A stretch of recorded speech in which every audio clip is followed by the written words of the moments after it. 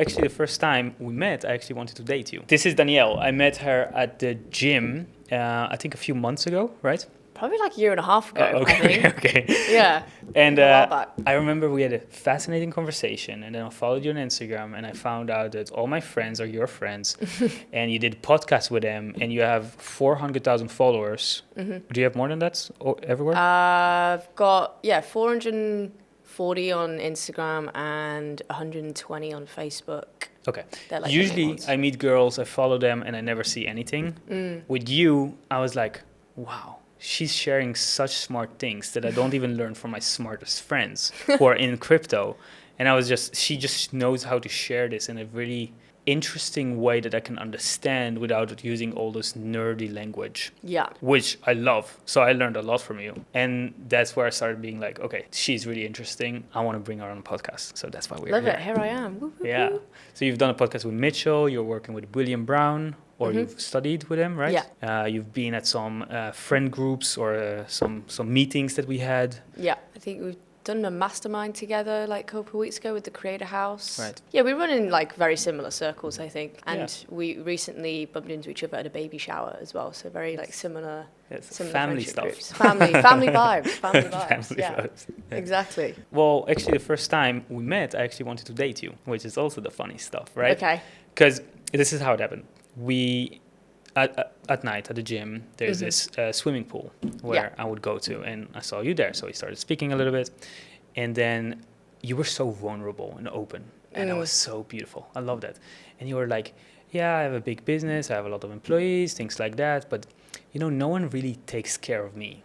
I take care of everyone, but no one really takes care of me at the end of the day. And I was like, oh, that's so beautiful. I want to take care of you. And then we exchanged Instagram, and then I was like, hey, do you want to meet for a coffee? And then you were kind of cold there. So I was like, okay, well, she's not interested. Well, just context, I did not get that vibe. So clearly I don't have very good social cues. And maybe that's one of the reasons why I'm still single is, again, like you said, I'm very protector, provider for a lot of other people. And they're usually at like the forefront of my mind. So when it comes to relationships, I find it very difficult to, one, understand cues from people, but then also pursue any kind of relationship as well, especially living where we live. It's very transitional place, right? So it's kind of hard. It is, it's a very interesting place here. The dating scene is very casual and interesting. It's the most casual scene I've ever experienced. Well, in you my come life. from London, don't you? I'm from near Manchester. Okay, but isn't I feel that like casual there?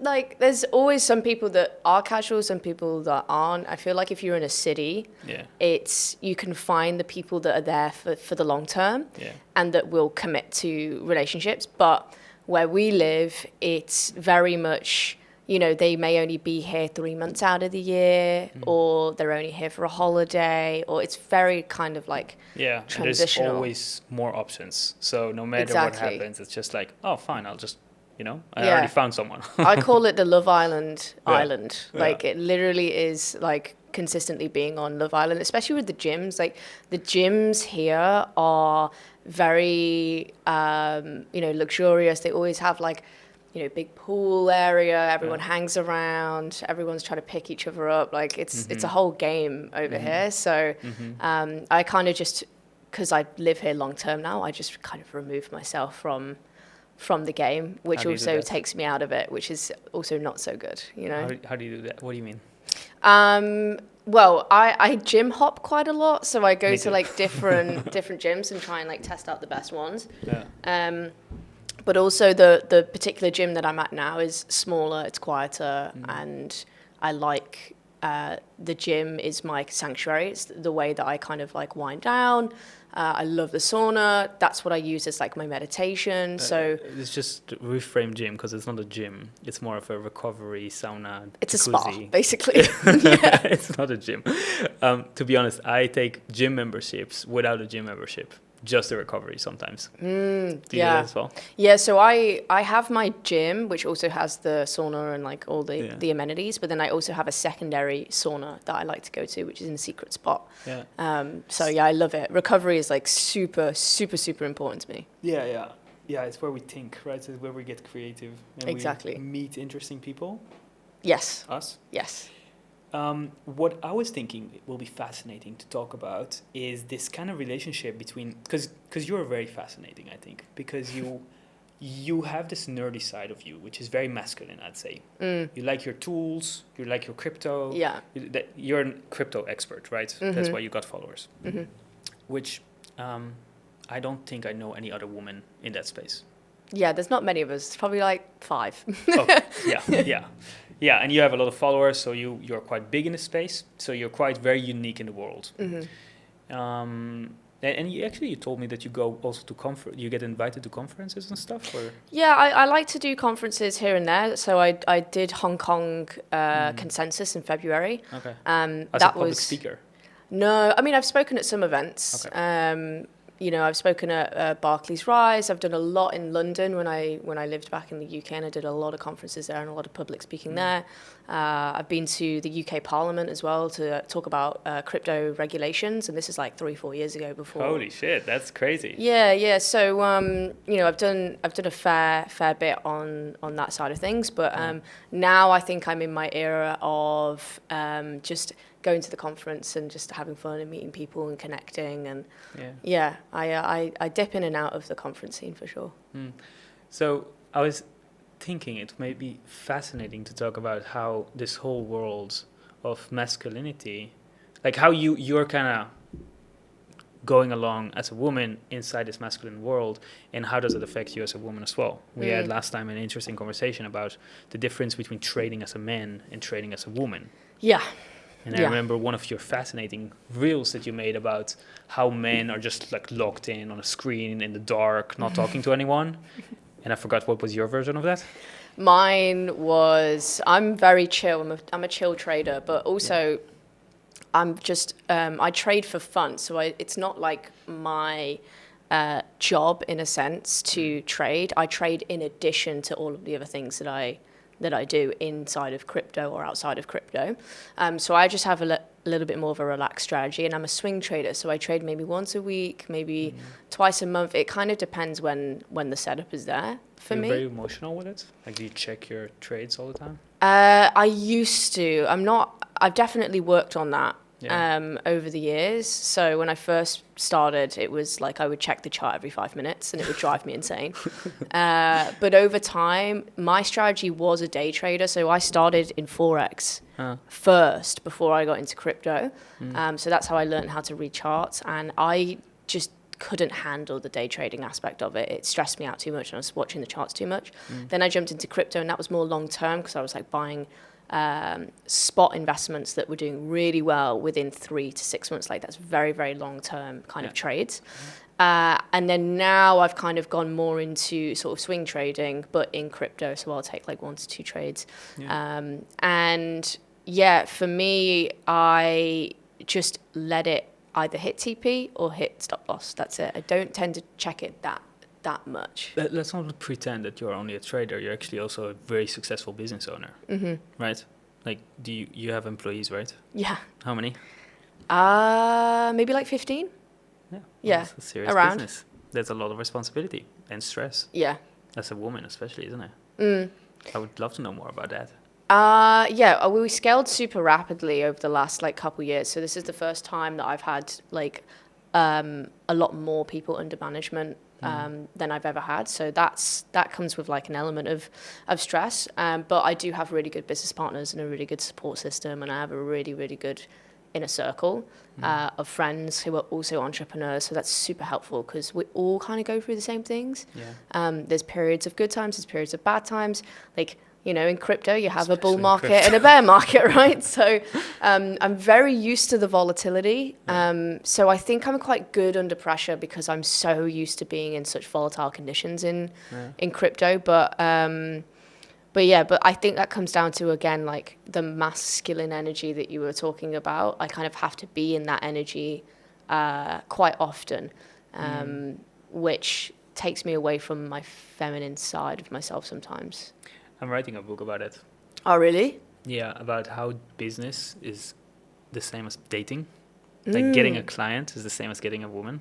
Interesting. Well, tell me more. Well, the first time I actually came to Asia, I was meeting all those entrepreneurs, like, well, some we know of as well. And we're always talking about girls, and we were always connecting about it. And I remember I had this one conversation with this guy, and he was like, yeah, every day I go to the beach, and I have to talk to 10 girls.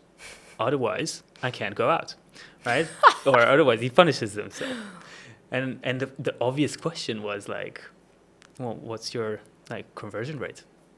Right. Okay. And then he was like, well, I get this amount of Instagrams. This is how much we go on a date with. This is how much I kiss. And this is how much we go, like, it's like a pipeline. That's insane. It is.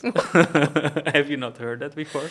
No, like I've seen the guys on the beach picking up girls with like the Ray-Ban glasses and stuff. I've been in one of those videos at Nirvana actually a long time ago before they banned the like recording. Yeah. So I totally have seen that before, but I've never thought about it as like a business like leads prospecting. Like, yeah, that's a very masculine thing to do, I think. Yeah, and women think about like, oh, let me find the love of my life, just one, right? Mm-hmm. And we men, sadly, we don't always think like that. Mm-hmm. It depends where we are at and what phase we're at. Yeah. So it's just a fascinating thing. And, what's this thing? And then it's also interesting, because at the end we do want to get the love of our lives as well. So it's kind of interesting to shift out of it. Yeah, I think we can start with like, if you can tell a little bit about your story, just in short, like how did you even blow up to get so many followers? And then we can talk about the dating part. Yeah, so like I mentioned before, I started in Forex when I was like 18 or so. Before that, when I was 17, How old are you now then? 25. Okay. Yeah, so at 17, I bought crypto for the first time. That was the top of the market in 2018. But it was, I didn't know what I was doing. It was a recommendation from a friend. I trusted him. I bought some Bitcoin, just left it, and it went down 80% the 2 years following that. So I was like, why have you... Oh, it was like a couple $100. Like No. Where was it? It must have been near the top. So I think maybe Bitcoin was like $15,000 or something like that. This was 2017, so like the peak, like 2 cycles ago. Yeah. And then it basically went down 80% after that, and I was like, what have you made me buy? This is so weird. But I didn't think anything of it. I didn't sell. I didn't care. I was young, so and it was the first thing I ever invested in. Then a year later, I ended up at a real estate conference because I wanted to learn how to buy real estate. And what did you do for a job? Like you bought a few $100. Was that like a lot for you? I'm right? a very good saver, so I've always been very, very good at saving. So throughout my entire life, if my parents gave me pocket money, I would save it. Okay. I had jobs from the ages of 13 years old. So I did paper round at 13. Then at 15, I worked at a cafe. Then at 16, I worked at an Indian. Then also at 16, I moved to... Indian cafe? Well, like an Indian restaurant. Okay. And then at 16, I moved to this place called the Ice Cream Farm, which is a huge, well-known ice cream farm in the UK. Okay. And there's usually 2 places that my age group work, and one of them is the ice cream farm. Mm-hmm. So I was like hanging in these play pens, like a soft play toy barn thing, I don't know, that kids go to. Yeah. And I'd be handing out the wristbands and doing the tills and whatever. Yeah. And that's where I met Ed, who told me about Bitcoin. So I bought Bitcoin through him, through that job. It reminds me this meme of like, I told my grandpa to buy Bitcoin at its peak, and then it's like 10 missing cold, and then you coward. yeah. Literally. It was definitely like that. And then Did you chase him? No, I trust him, and also... I know that any investment can take time to pay off. So you're smart. Yeah. So I just thought, look, I'll leave it. We'll see how it goes in the future. Okay. So then when I left that job and I was in, college, I guess you could say, I started learning how to do Facebook ads and then social media and advertising, because I wanted to be an agency owner. I wanted to run a social media marketing agency. So I started picking up clients in America. So whilst I was still doing my work in sixth form, in college, I had clients on the side. So I'd be picking up $1,000, $2,000, $3,000 a month, just doing that on the side. Where did you pick that up? Is it like Imon Ghazi or something? Yeah, actually. Yeah. He was the first person that I obviously went through his funnel and, so on and so forth. I didn't have $1,000 to spend on a course because I was broke and like 17. So I just taught myself through YouTube. And then I taught myself chatbots, and then basically would be able to just like... Chatbots? That's a long time ago. Yeah, so when ManyChat first came out, no one knew about like chatbots. So I would sell them at like $1,000 a pop. And you build it and leave it. Yeah, yeah. Nice. And then I would run Facebook ads for people. So one of the first clients I ever had was helping a Forex guru run ads for trading, which was a lot easier 7-8 years ago than it is today. So that's how I started to like get passive income. That then led me into going to this real estate conference, because I was like, I've got some money, like let's see if maybe real estate's the right place to go to. So there's a really famous real estate guy called Samuel Leeds in the UK. So I went to his £1 crash course, and me and my head trade analyst, we went there. And none of us knew how to trade at that point. We'd never even heard of trading, which is hilarious. And we sat next to these two guys in this conference, and they had the charts up. We just saw all these candlesticks. We were like, what the hell are they doing? Like that, what's going on here? So my friend asked the guys and was like, what are you doing? They were like, we trade Forex. And we were like, I don't know what that is. Never heard of it before. Can you make money? And they were like, yeah. I was like, can you teach us? And they were like, yeah. So then they ended up teaching us. But the funny thing about it is they ended up being part of these Forex multi-level marketing schemes. Yeah, okay. So we ended up actually entering this MLM scheme. We had no idea. We were like super young, 18. Well, I don't understand those terms. What, multi-level marketing? MLM, all those things, yeah. So basically the way that multi-level marketing works is the people at the top who start the company are always the one that ends up making the most money, because instead of actually selling like a product, they sell the dream of getting new people. It's kind of like a recruitment scheme. So it's like, if you get 3 people to pay for the package, then you get your package for free. Okay. Yeah. And how do people make money from it? So the whole money making is the fact that if you get more people under you, you make more money, because it's like passive income, because they get a commission from every person that signs up. So trades. Yeah. So they teach you how to trade. No one makes money from the trading. Everyone loses money from the trading. But the sign-ups is where you made the money from. And exactly. Then you figure out it's a scam, and then it's too late already. Exactly. Okay, good. Yeah. And not saying that these guys weren't good traders, because they actually were, and they taught me the fundamentals. They taught me technical analysis. They took the time to actually teach me how to trade. So yes, did I enter an MLM without knowing? Yes. Did I actually learn something valuable from it? Also yes. So I don't blame those guys at all, because they were sucked into the system. They didn't know what they were getting themselves into either. So more people make money from showing themselves trading than actually trading.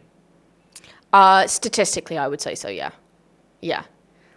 But that's the moral of the story. So that's how I got into Forex. That's how I got into trading. And then a couple years later, it was COVID. And then I jumped back into trading, but I started to trade Bitcoin, Ethereum, gold, silver. Back in the I think it was like March or May of 2020, when it literally was like peak COVID. Yeah. So I started trading that, and I did really well. I turned like $500 into $5,000, I think. In how much time? Maybe 4-5 months. Yeah, that's when you pay attention, right? Yeah. But at the same time, everything was going up at that time, so you could have bought anything and made money, right? But I was just super lucky that I started to trade XRP as well, and I would just buy at 20, sell at 40, buy at 20, sell at 40, and that's pretty much was my strategy, and it ended up working for some time, because it just went sideways for a really long time. Really? So that's how I started getting into crypto more. Okay, but I'm more curious about your business journey. Like, you were probably a nobody back then, and now you have so many followers and you're known and people invite you everywhere. Oh yeah. So after my first successful cycle, so when I started doing really well with crypto, I think this is 2022. So this was heading into the bear market. I just loved crypto. Like I just did so much research about it and I enjoyed it. So I was like getting so many questions from my friends. How do I buy crypto? How do I do this? Like, you know, can you help me set up a wallet? Were you making content already? No, so not at the time. So at that point, I was like, do you know what? I'm actually just going to post videos because my friends kept asking me the same questions. So I was like, I'm just going to send them these videos. Yeah. So one of the first videos that I ever did was on TikTok. I started on TikTok and I did a video about central bank digital currencies.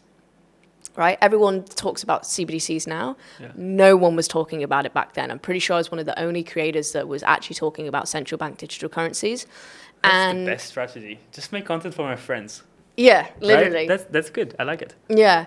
So I did that video and it went viral. So I think it got a couple 100,000 views and then I ended up getting like 10, 15,000 followers overnight. So I was like, oh, okay, right. This is clearly someone or some people are interested in what I have to say. But no, you never wanted to be an influencer or anything like that, right? No. If you talk to my friends back home in school, I didn't have social media. Like you're very introvert, aren't you?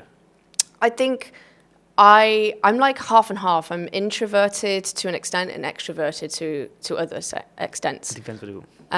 It depends, right? I'm introverted to recharge, but I do love going out and meeting new people and networking, so on and so forth. But if you met me when I was like super young, I could bet you all of my friends would be like, there's no way this girl has followers. Like she didn't even get Instagram until she was 15, you know? She's just a nerd. Yeah. Right. You know, I just didn't care. I was never the person posting pictures, recording videos. That was never me. Were you always kind of like nerdy about things? I wouldn't. And when I mean nerd in a good way, right? All the richest people in the world are nerds. Yeah, I think I was just very good at technology. Like, I just really loved technology. I built my first website when I was like 10 years old. Impressive. And when it was hard also. Yeah, well, it was when, like, just before Shopify, that kind of thing, but there was little tools and stuff that you could use to build websites, and I was always into entrepreneurship, so I tried to, like, always make money, so I used to be a skateboarder, and I'd go to the skate park, and everyone would buy these stickers, right? So I was like, oh, I'll go on Amazon, I'll get a massive pack of these stickers, and then sell them for like £1, £2 each, when the whole stack of 500 stickers would cost me like 20 quid, right? So like small little things like that. No lemonade? No lemonade, no. I used to fix bikes. I used to spray paint people's skateboards. Are your parents entrepreneurials? My dad was. He owned a bunch of like secondhand furniture suite shops. I think he had about 5 stores. I remember I met you at the gym as well, and I saw on your story. Yeah, no, I met you at the gym. No, I saw you at the gym, and you were with your sister. And then I remember I saw on your story that you paid for your sister's flight, which was also first class, right? Mm-hmm. Yeah. That was quite a flex, I'd say. Yeah. Oh, I just think it's nice. It was her first ever long haul flight, and I know what it's like flying in economy long haul, and it's just the worst experience. So I was like, do you know what? Like, she's coming out to live with me in Bali for a couple months. Let's do something nice. Let's try and get her in business class. So that was that's nice. Yeah, it was a nice experience. How did she like it? Yeah, she loved it. Yeah. She's kind of scared of flying though, so it's, you know, it doesn't matter what class you're in. If you're still scared of flying, you're scared of flying. But I'm the same as well. I'm terrified of flying. Really? Yeah, I never was, but when I was on the way to Portugal, I think it was like maybe like 4 or 5 months ago, our plane got hit by lightning twice, and I thought both engines had blown. No way. So I literally thought I was going to die. Like, genuinely. That is crazy. Genuinely thought I was going to die. So ever since then, I'm terrified of flying. Whoa. What were you thinking when you thought you were about to die? Do you know what the sad thing about it was? Is that, you know, when you're on the precipice of like dying, and you think that you'll think about like that one person who you're going to miss the most. I like couldn't think of anything. Like I was just so like... No, I actually don't know that feeling. Okay. But Well, in movies, when they like have the flashback of like all the happy memories and da da da da. Yeah. Yeah, that didn't happen for me. I literally sat there and I was like, I'm gonna die, and I can't think of anything right now. So I came off the plane. I was like, wow, like this is not good. Like this is crazy. I need to. It was actually quite sad. I was like, I need a relationship. Like this is bad. So yeah. That's my nearly dying story. Why can't you find a man? Like, it's I not don't that know. hard, is it? I mean, it is, but it's, I don't know. How is your experience with that? I'm curious. I think I just have very particular standards for what I want, which is extremely hard to find because the majority of the types of characteristics that I want in a partner, a lot of them are already taken, right? So, and also I sit in a position where I am a successful woman and there's been, relationships in the past that if I'm with someone that... So you have had relationships? No, I wouldn't say relationship. I've like dated people, but it never goes past like a couple months because it's, a lot of the times I'll date someone that isn't as successful as me and they feel emasculated by that, and that can be hard. Right. And so how would that come across? In what sense? Yeah, what is like emasculated by it? Like what examples of specifically what would happen? Well, if they make less money than me and they know that, it's an innate subconscious thing for them. I can't help that. There's nothing I can do in that scenario. That's something that they need to deal with themselves, and there's nothing that I can do. Yeah, but how do they, like, how do they respond to that? It just never ends up working because the guy gets a little bit intimidated by me, I think. And what do you mean by that? Like, what specifically does that mean? I don't know. I wish I had the answer for that because that would be really helpful for me. But yeah. I just think there's an element of intimidation, or they're just so in awe of what I do that they just don't fit into my lifestyle. I would find it inspiring. Yes, but you're a different type of person. As in, if I'm dating someone that does a 9 to 5, who lives in the UK full time, well, why would you? And I'm jet setting off all over the world and living this lifestyle and doing this, that, and the other, that's never going to work in that scenario. I spoke about it with William on a podcast actually last time, and we came to the conclusion that it's kind of when you're an entrepreneur, everything falls on you. You're God. You can fix everything, and you can, it's not I can't afford it. It's a difference between I can't afford it, 9 to 5, to how do I afford it, right? Mm-hmm. So that's what you're talking about. Yeah, and I don't care about the money. Like, a guy can make less money than me, and I'd be happy to date them as long as, they're passionate about something and they've got ambition. Because that's the other thing that I think is hard when you work a 9 to 5. Sometimes it depends, not everyone, but a lot of the time the ambition isn't there. And the purpose isn't there.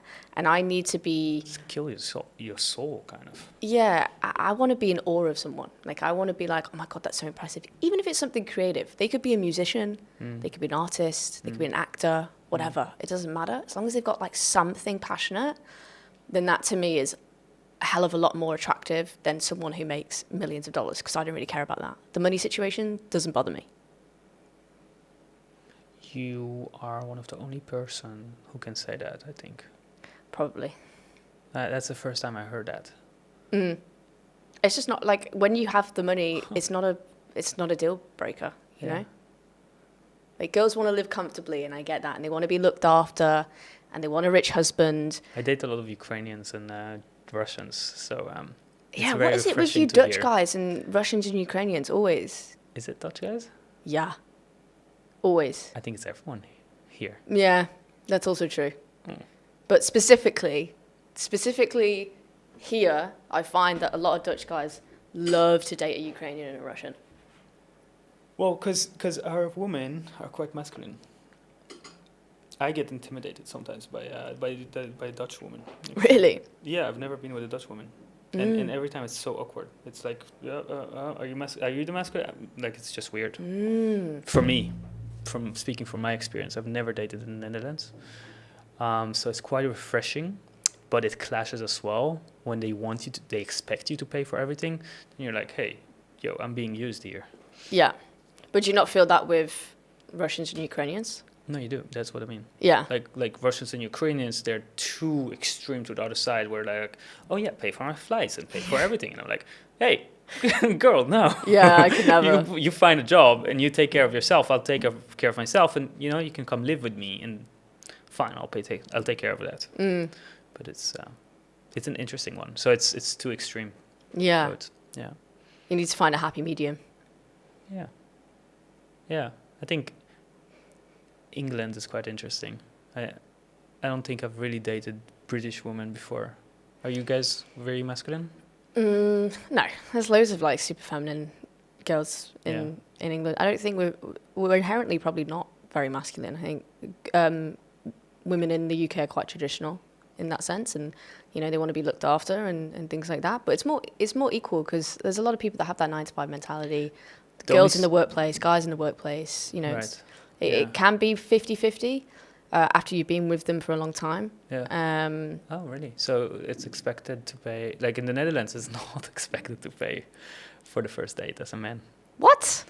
No, yeah, actually, we have a huge culture of an app that basically requests money back. It's called Tiki. Oh, yes, I You know heard of about it? this. Yeah. Yes, I've heard. Yeah. So you'd go in coffee, and then it's like, hey, can I have 70 cents? Like, we would send you a request on WhatsApp. Can I have 70 cents back on the coffee that I bought for you or something like this? Shut up. Yeah. No I mean, way. I've never done it before because I'm half French as well. So I have a little bit of this beautiful and toxic stuff. That's crazy. Yeah. I think... It's not like this in England? No, I think in the UK, definitely the guys pay for the first date, for sure. I think, I'm the type of person that will always offer. I'll be like, hey, are you sure? And they're always like, no, I've got this. I'm like, okay, fine. I'm not going to push. Also, I don't want to be that girl that's like, I can pay for myself. Do you know what I mean?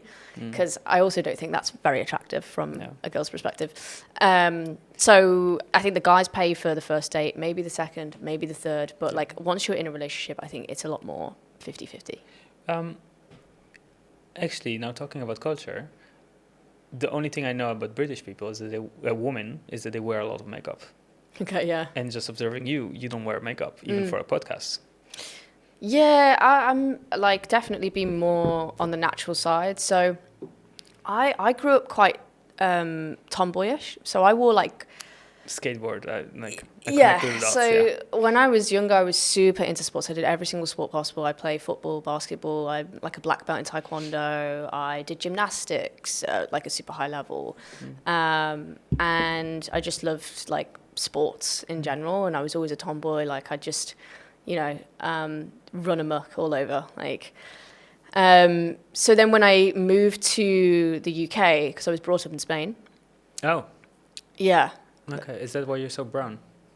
Oh, thanks, appreciate that. No. Did you grow up there? Yeah, I grew up there as a child, so I lived there until about the ages of 10 years old. Do you speak? I do. You're very dramatic as well then.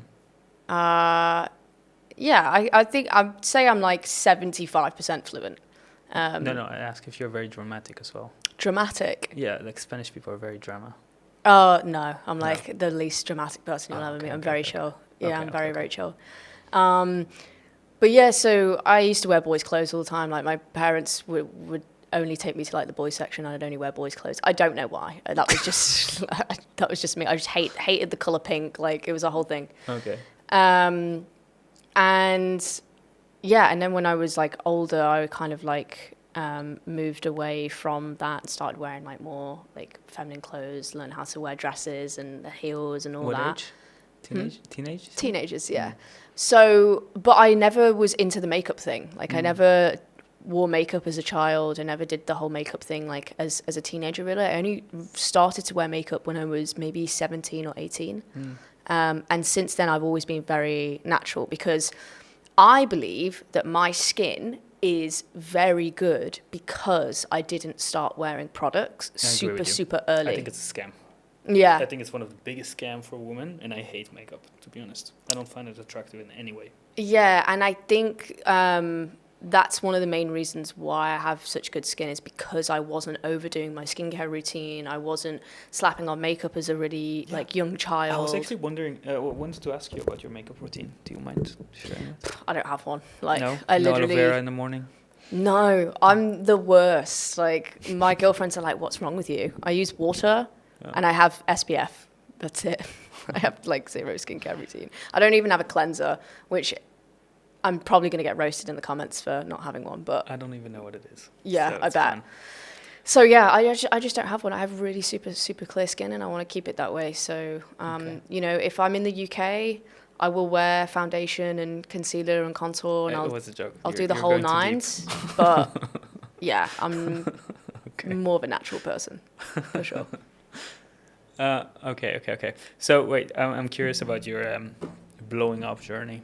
So you posted your first video on TikTok, blew up. Yeah. Then what? So I was on TikTok for like a couple years, got to 70,000 followers, and then the thing is with my industry is there are a lot of scammers and blackmailers and all sorts of stuff, and I've had experiences where, you know, my TikTok got taken down and I was basically getting blackmailed and being like, you know, you need to send me thousands of dollars to get your TikTok back, which I wasn't going to give into that because I just don't give into blackmail.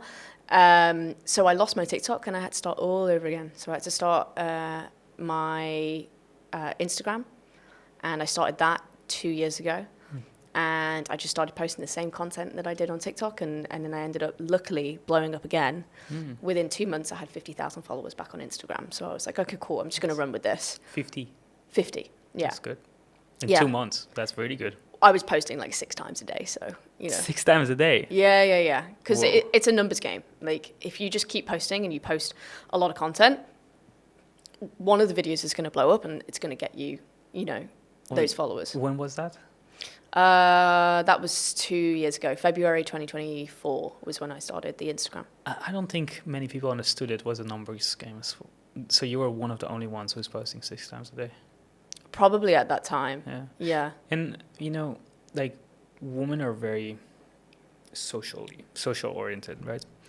So usually women would never do that. And, you know, I teach content as well. So I've had experience actually with a British woman that we were like, yeah, let's post content. We were like, she was super excited about it. And when it came to the point of posting it, she got afraid. She got cold feet. And so you were just like, fuck it, let's post. I just don't overthink it. I feel like a lot of girls definitely judge themselves a lot. And they're so scared about what other people think that it stops them from posting. Yeah, so or it's, you know, they have to have their makeup done, or they have to have a new outfit every single video. It's like this constant cycle of like perfection that I just don't care. Like, I don't want to be perfect. Nobody's perfect. And I also don't judge myself when it comes to content. So for me, I find it very easy to just pick up the camera and talk about things I'm passionate about and post it. How is that? Is that like 2 loving parents, or what made a difference there? Honestly, I was brought up around like boys, and the boys always pick on each other constantly all the time. Like, in the UK, it's very well known that like you kind of just pick on people all the time. It's little like words here and there. Like, bullying is a love language in the UK for some reason. And because I was constantly surrounded by that and the boys were always picking on me, I just had this barrier of like, I actually don't listen to the comments or the judgment or anything like that. So I found it very easy to just like post, because you should see my comment section. It's insane. Like, it's actually insane. I have no clue. On how bad my comment section is. Like, there's, you know, 70% of my comments are amazing, and that's fantastic, and I know that I'm helping people and I'm making a difference. But the other 30% is like the worst of the worst. Like but what? I feel like a lot of women focus on that 30%, not the 70. I do it the other way around. I don't even acknowledge any of the bad comments, and I just think that I have thick skin and I'm able to kind of handle it in a way that a lot of people can't. Well, what kind of comments do you get? Oh, all sorts. Like, super misogynistic, like, You know, oh, she doesn't know what she's talking about. You know, shut up, you idiot. Oh, get back in the kitchen. Oh, okay. Every comment on everything to do with my looks, my hair, what I'm wearing, everything is picked on. Is it because you're British? I think it's just because I'm a woman. Interesting. Yeah. I don't get so many hate comments actually anymore. That's good. Is it good? I don't know. Maybe it's not good. Well, some people would say if you don't get hate comments, you're not doing the right thing. So, look, controversy always helps. That's why I don't ever. I wouldn't say you're so controversial, are you? No, I don't think I am. But you're not chasing anything. No. You're just educating people. Yeah, the education part of it though can sometimes be controversial. Like if I'm talking about central bank digital currencies, that's a very controversial topic for some people. Some people want CBDC, some people don't. You know, it's like having those conversations in the comments, and then there'll be a percentage of people that just comment on. I remember I saw you in a sauna, and I was like, "You're one of the smartest women I've ever met." And it was too much. I know that, but I remember it was like, it just hit me. Yeah. I think I'm just different in terms of my interests are very different to the typical female. Tomboy. Yeah. Tomboy made me a millionaire. That's the YouTube title. Being a tomboy made me a millionaire. Maybe. Are you a millionaire? I don't want to confirm or deny the allegations. Sorry. No, it's all good. Fascinating. So, yeah, well, what's why can't you find a husband then? I don't know. Maybe I need to go to a different country. I don't think... you don't think Bali is good for you? I don't think Bali's good for me, if I'm being honest. Have you dated here?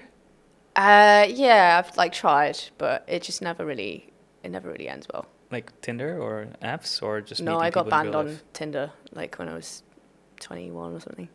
Oh, okay. You can just ban your number, and that's not that difficult. Yeah, I know. I can't though. I can't. Oh, okay. I love having my phone number, but yeah, I've used Hinge and stuff, and you go out to parties and stuff, but it's just never the vibe for me. The Bali circle is interesting.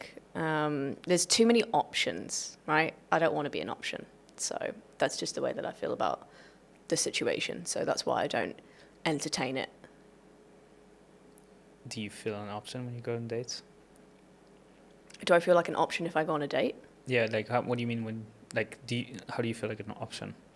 I just feel like the guys have too much choice. It's an island full of models and celebrities. So there's so many different options to pick from. And it's the same for the girls, don't get me wrong. There's a pool of extremely good-looking, handsome, tanned, six-pack tattoos guys. Successful entrepreneurs. Right? Successful, everything, which right? you don't care about, but yeah.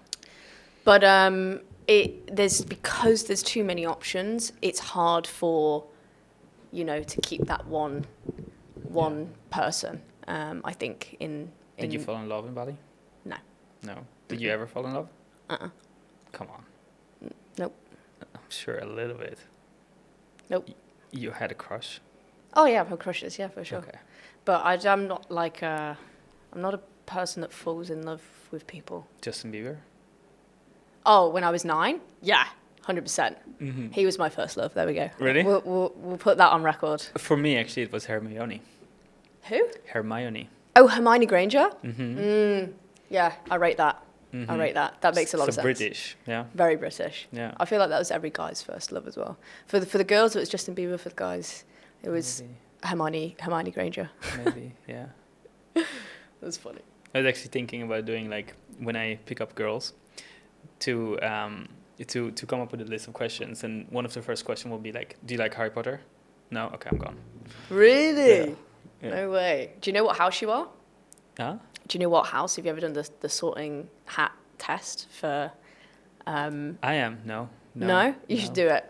That's such a nerd thing to say. I know. Maybe that's more of a British thing, but yeah, I'm a Gryffindor. Woo. That's a good team?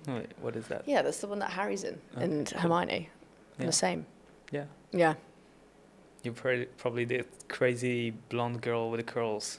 Oh, Luna Lovegood? I don't know. Yeah. Yeah. 100%. Yes. I would. I could see that. I could see that too. But Definitely. a little bit more introverted than. The one with the weird glasses. Yeah. Funny. Yeah.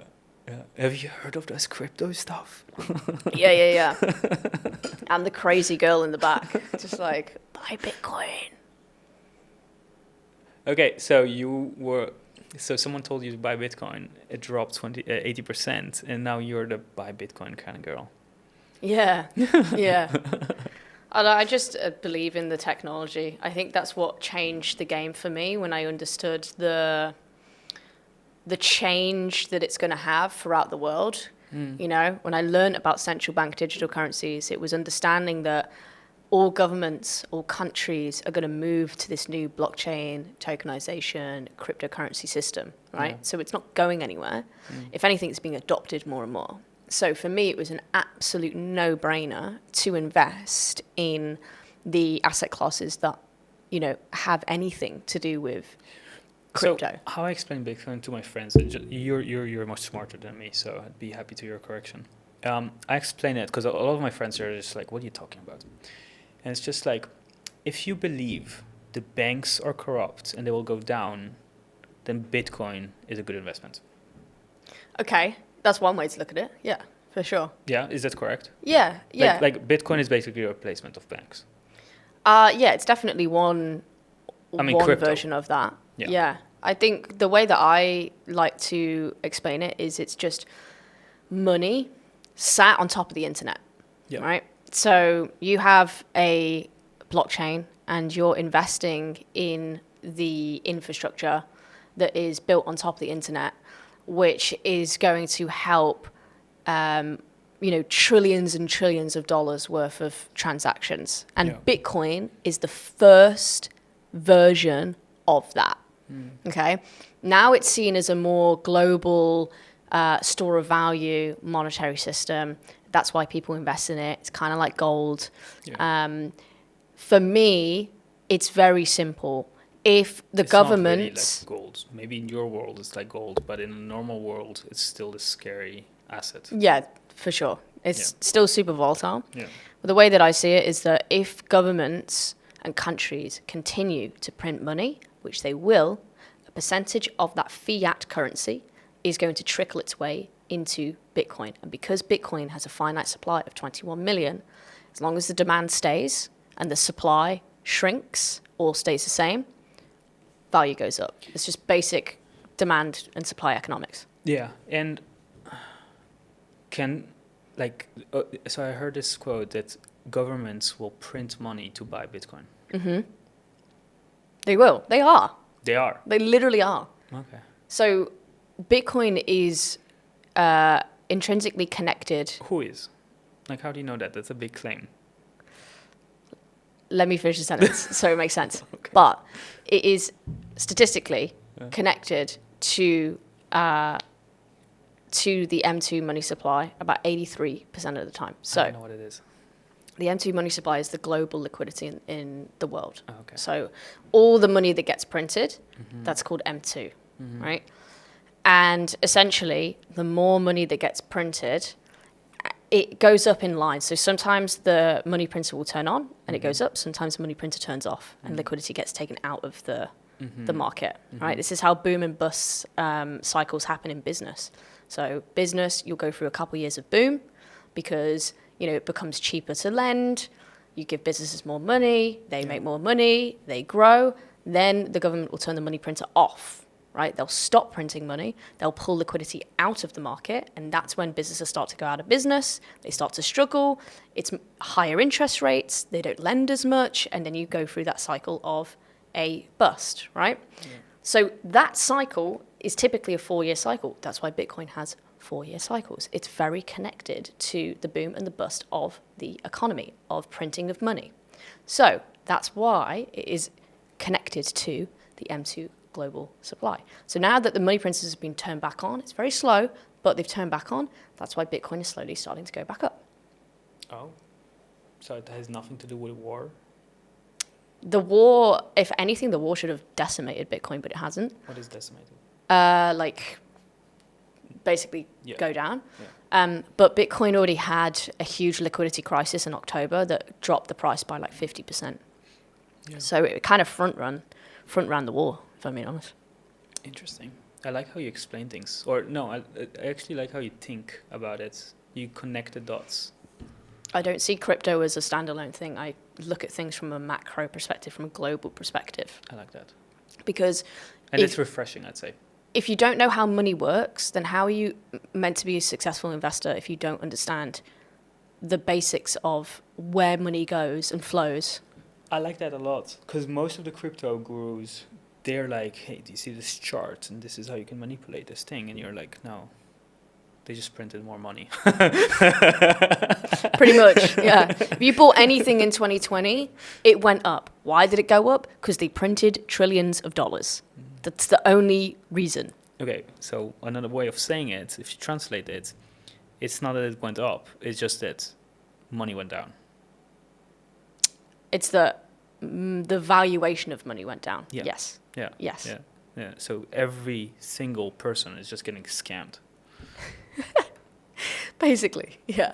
But you know, when I realized that, I started sending my family like screenshots of money that I made with crypto and like, hey, this is a good time to buy this and this. And I remember they were like, oh, someone hacked Sam's phone. Someone hacked Sam's phone and he's trying to get us to buy this the scam thing. And then I had to send voice memos to explain, no, it's me. I truly believe in it. But people just don't get it. It's so fascinating. Look, crypto, it's still a wild west. It's getting more regulated, of course, which is great to see. But there are hacks and exploits that happen all the time. There's literally just one that happened last week, which was $290 million that literally just got wiped from this whole protocol. That business now is just completely decimated because someone just stole all the funds, right? So it is still dangerous. It's still a dangerous place, and it's still a volatile place to invest. But you got to kind of think of it like the internet boom as well. There was a huge .com bubble. There was a lot of companies that, you know, span up an internet company and got valuations of millions and millions of dollars and realized it was just a website with no real product, right? And ended up going to zero. But then there was a very few, you know, that ended up surviving. Amazon, Facebook, all of these, you know, internet companies ended up being multi-billion dollar, if not trillion dollar companies. That's the way that I see crypto. There is a lot of these cryptocurrencies or crypto companies that are spinning up a company with no real use case and no real product, but they launch a token with not very good tokenomics. Yeah. And it's not a worthwhile investment. But there are very few blue chip products that will come out and will be multi-billion, trillion dollar companies for the next 20 to 30 years. One of the most interesting things I've seen in crypto was Trump creating his crypto coin. I have no clue where it is now, but I was like, holy shit, you can connect a personal brand, like someone's reputation to money. That's the first time I've seen it. Yeah. And I was like, this is probably, and this was back when NFTs was a thing, and I was like, people are trying to do it with NFTs, but it's just stupid in some way. And then I saw Trump doing it, and I was like, this is the future. Everyone's going to do that. Yeah, I do think that I don't believe in putting a personal brand to a token because the fact is that token's going to go down 99%. Even Trump, the president of the United States, his coin's down 98%, right? Is it? It did well for 3-4 days, possibly. Really? Mm-hmm. No. So, yes, there is... Why would it go down then? Because people will buy the hype, but there's also no intrinsic value. What value is there in holding Trump's meme coin? There isn't any. I was thinking, it's like a company, right? Hey, I believe you are going to grow and you're going to be better, or Trump is going to change the world. I'm just going to invest in that. That was my perception. I wish people thought like that, but the majority of people don't. They think and they want, especially in the meme coin space, they want to take profit on money that was made, right? So, and they're also very short-term minded. A lot of the meme coin players are very short-term. There are some that, you know, stand the test of time, like Dogecoin was created in 2013. It still survived to this day. You don't think it will work? Like if the big personal brands like Mr. Beast and those big players will just put a coin out there tied to their name and reputation. I don't think it's smart, because I think it would do more harm than good, I think, for a lot of these personal brands right now. Bad to Trump. Yeah, but Trump's just, he's like a cat. He has like 9 lives. Literally. He literally got shot at the other day. Yeah. So, you know, even yesterday. Was it yesterday? It was yesterday. Yeah. It's just insane. I think it's the third Trump got third shot time. again. Yeah. Trump got shot again. Yeah, I just don't think it's smart for now. Every single other celebrity, I'm pretty sure Kanye West has done it, Iggy Azalea, a bunch of these celebrities have done meme coins, and every single one of them is down 99%. Like, none of them have kept their intrinsic value. Okay. I think what's more doable is so there's. Do you know what Polymarket is? Yeah. Yeah. I think betting on certain outcomes to do with personal brands in a Polymarket That's smart. kind of prediction situation, that to me is more sustainable, because at the end of the day, meme coins is gambling, so is Polymarket, right? But Polymarket, I think its model is more sustainable because of the way that they do the pools. And it's a prediction market. So you're not intrinsically like, you know, holding on to the value for too long. It's either if this happens, you get money. If it doesn't, you don't. I That's actually it. met the other day a guy also at the gym where we met, and he's betting hundreds of thousands of dollars on Polymarket, and he makes a lot of money. Yeah, yeah, exactly. So, that's the new kind of meme coin era, is through prediction markets, and Polymarket have done very, very well. Makes much more sense. Yeah, and I think it's childish as well. You know that it's gambling, right? With meme coins, it's like meh, like you can convince yourself that it's not gambling, but it is. But with prediction markets, it's very clearly gambling. Why you know, because you're betting on an outcome. It's the same as sports betting. It's the same as any kind of betting. Now, is there strategy to it? Of course. Mm-hmm. Is there a way in which you can use it as hedge strategies? So, like, one of the things we're looking at right now is, okay, maybe we use Polymarket as a hedge against Bitcoin. So if Bitcoin ends up like turning around and going down, then we can hedge against that. Yeah. But yeah, it's definitely a very clear differentiator to meme coins. We have so much to talk about. It's just such a fascinating, like, we can talk about crypto, we can talk about relationships, and I would love also to talk about your business, because I find that very fascinating. Like, you grew your personal brand really, like, how long did it took you to get to 500,000 followers almost? So I started Instagram in February 2024, so like 2.5 years. But then I had 70,000 followers before that, so I started posting in 2022. So realistically, like, it's been probably like 4 years of creating content. Okay. And your first year, how many followers did you get? On TikTok? No, on Instagram. Oh, on Instagram? Yeah. Oh, I don't know. Maybe like 150, maybe? That's better than me. I got 120, and I made no money at all. Yeah. I mean, barely. Yeah. Yeah. Did you make money at the beginning? Well, I posted on TikTok for 2 years, and then Instagram for another 6 months without doing anything. So that was 2.5 years of just content out of pure passion. How much? 2.5 what? 2.5 years. 2.5 years. You posted every day, sometimes 6 times a day, which is insane. And you made no money at all. No, I didn't monetize. I didn't see the reason why. Like, I had my own marketing agency, and I was making money doing other things. And obviously, you know, I was doing crypto and investing in my own time. I have a theory that that's part of the reason you blew up. Because you weren't needy about it. Yeah. I think if you start social media because you want to sell something, I think that's the wrong outlook to have. Yeah. I was saying this to one of my friends, Layla, the other day. I was like, you just need to post out of pure passion, right? Because if you don't post out of passion, I like that. You're not going to be sustainable. Consistency is key, right? So if you're not passionate about what you're talking about, then it's never going to work. I love how you said. Actually, what I teach my clients is the biggest reason, like the biggest way to blow your personal brand would be your intention. Like the intention is the biggest thing. And if you're purely there to teach people and help, and you're passionate about it, you'll blow up. Otherwise, if you're there to sell, you won't. Yeah, I agree. I 1,000% agree with that, for sure. So once you started selling, did you stop growing? No. Okay. No. If anything, I've grown more in the last year than I did the year before. You do have a lot of CTAs, I've noticed.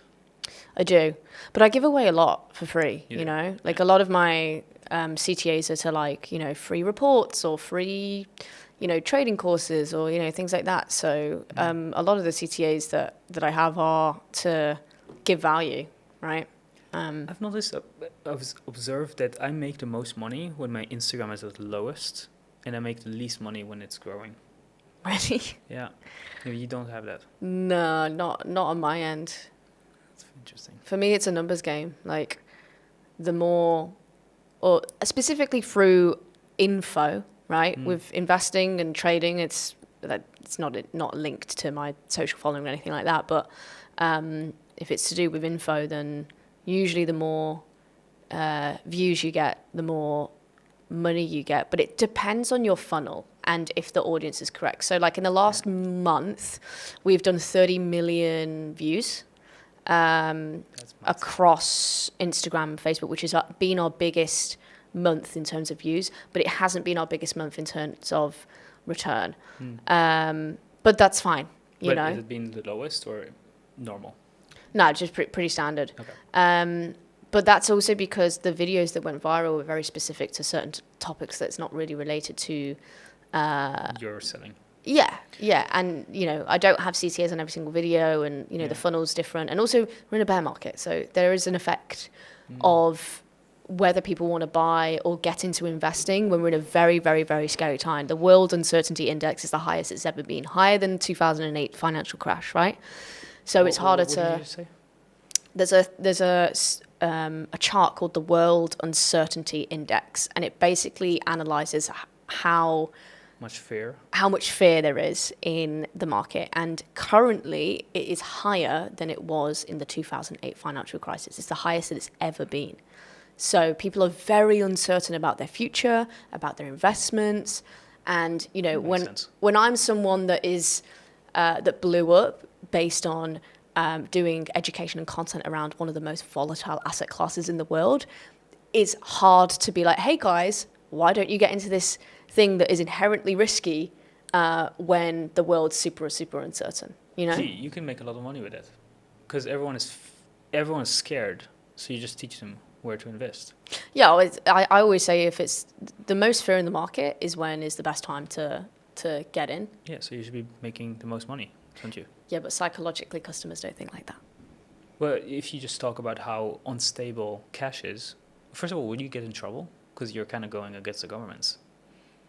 No. Like, at the end of the day, crypto is being adopted by governments anyway, so... it was more uncertain 5 years ago, 6 years ago. At the beginning, they fighted it, right? Yeah. And then I kind of saw it as like, if you can't beat them, join them, right? Is that the mindset? Yeah, exactly. Yeah. Exactly. I mean, like you said before, Trump has his own meme coin, so like... Well, Trump is special. Yeah, true. But yeah, a lot of governments are adopting crypto and Bitcoin. A lot of them have Bitcoin on their balance sheets. So... yeah, if anything, it's getting adopted more and more. I think it's more accepted to talk about it now than it was, 6 years ago.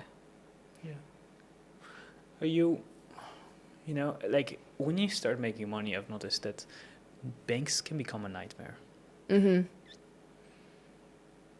Like suddenly I'm afraid to get like a big wire from people because I'm like, they can just shut me down because they will start asking questions and will do all those stuff, right? Mm. And then. Yeah, and then that's where you start looking into Bitcoin and stuff like that because it's like, oh, it's just so much simpler and no one asks you questions. It's so easy. Yeah, it's so easy.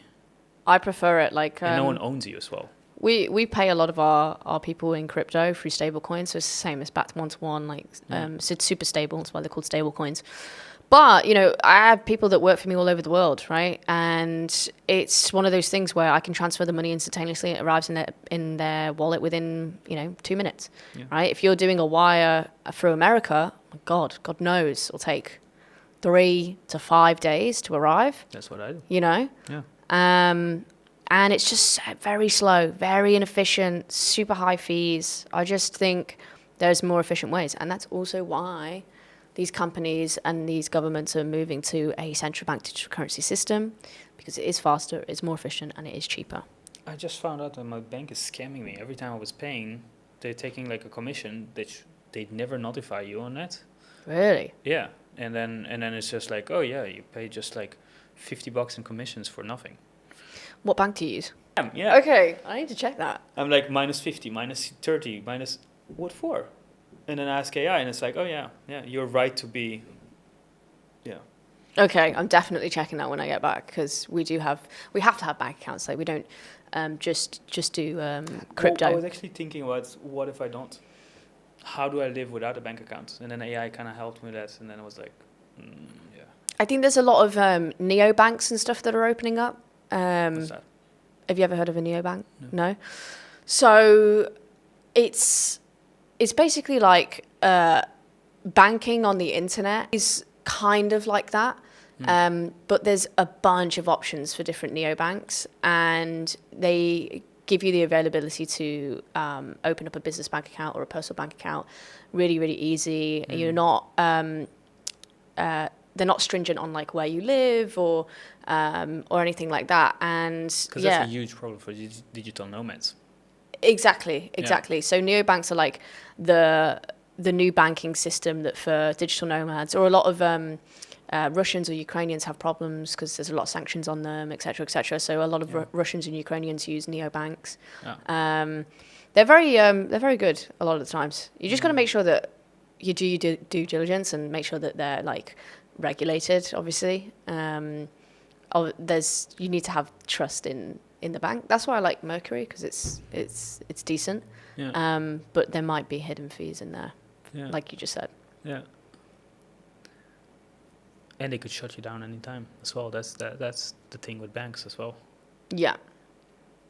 I think with neobanks, maybe less likely they than... They kind of own you. Yeah. Yeah.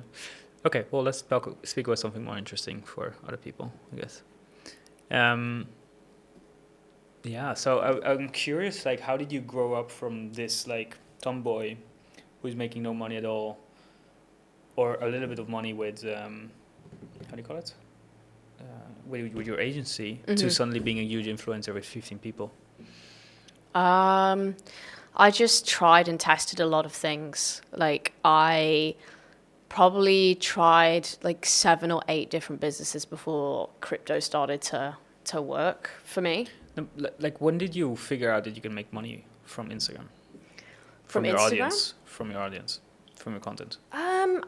It wasn't like, basically, I just had every single day messages being like, can you teach me? Can you teach me? Can you teach me? Right? And at the time I was running the agency, so I didn't have the capacity to teach people, to coach people, or I didn't have a platform, nothing like that. And you didn't know you could just tell them, hey, yeah, but it will cost you money. Yeah, I just didn't really think about it. And I let that go for like two years. Like I said, I was just producing content for free all the time. And I used to do social media for some of the biggest exchanges in the space. So if you scroll down on BitGet's TikTok, you'll see me on there, Swissborg, KuCoin. UGC? Yeah, sort of UGC, before UGC was a thing. So you were creating content for, like, with your face for them? Yeah, basically the content that I was doing on my TikTok, I just said, yeah, I could do the same thing for you guys on... They reached out to you, probably? Yeah, a lot of the time. Yeah. So I started just like kind of helping them with their social media, because I saw a gap in the market. I was like, no exchanges on TikTok right now. Like, you really need to like get with the times, kind of thing. Yeah. So that's how I was also like making money through the agency side. Good money with that? Yeah, it was decent enough for me to not worry about doing coaching or anything like that. But I got to a point where I was like, you know what? I really want to help people. I want to help individuals, because what's the problem with these multi-billion-dollar companies is, don't get me wrong, I love these exchanges and I use them as a customer for many, many, many years. Yeah. But they switch employees quite often. And also you're dealing with, middle management that, if you're switching out a new person every 6 months, it's kind of hard to build that like connection with someone and to build that relationship. And I just found it a little bit draining. So I was like, you know what, I want to connect with people, right? So I had a couple of clients reach out to me and they were like, do you do one-on-ones? And I was like, you know what, I'm going to test this out. I'm just going to see if I have the ability to teach people. So I took on 2 or 3 one-on-one mentorship clients for 6 weeks, and they loved it. And they were like, after the 6 weeks was over, they were like, do you have a longer term solution? And at the time I didn't, and I was in Australia. And I just thought, okay, maybe this is something that I need to think about. How do I scale this? How do I make it so I can have hundreds of clients at once? Yeah. And then that's where the kind of group coaching situation kind of came into. So how much did you charge the first time? I can't remember now. Maybe like $5,000, something like that. That's a lot. Yeah. Right? For a first client, that's amazing. Yeah, I think it was around that. How did you go there? How did you get there? What do you mean? Like, it takes people years to get to $5,000 to charge something, right? Did you just say like, yeah, sure, it's $5,000, and then they just paid it, or did they offer it, or how does it go? Well, before that, you got to understand that I ran my own social media agency, right? And I was charging these clients $5,000-6,000 a month. Okay. Right? Yeah. So I'm very used to, at that time, being able to be like, yeah, I'm going to charge X amount. Yeah. Right? I know some people are like, it takes them a while to go from a couple $100s to a couple $1,000s. Most people. But I'd built that up over the years, because when I started charging people for online services, I was 17 and I was charging $500. Then I would charge $1,000. Then I would charge $2,000. Then I was charging $5,000, $6,000 a month. So then when it came to the coaching and the mentorship, I was very comfortable with those numbers. So it was easy for me to go, yep, this is my rate. This is, how I value myself. It's X amount. Do you want to pay? And luckily, all 3 of them said yes. And then that was Without a sales call? I think I had a call with them. Yeah, okay. Beforehand. Do you know sales? Well, again, like I worked for a social media marketing agency before I started my own.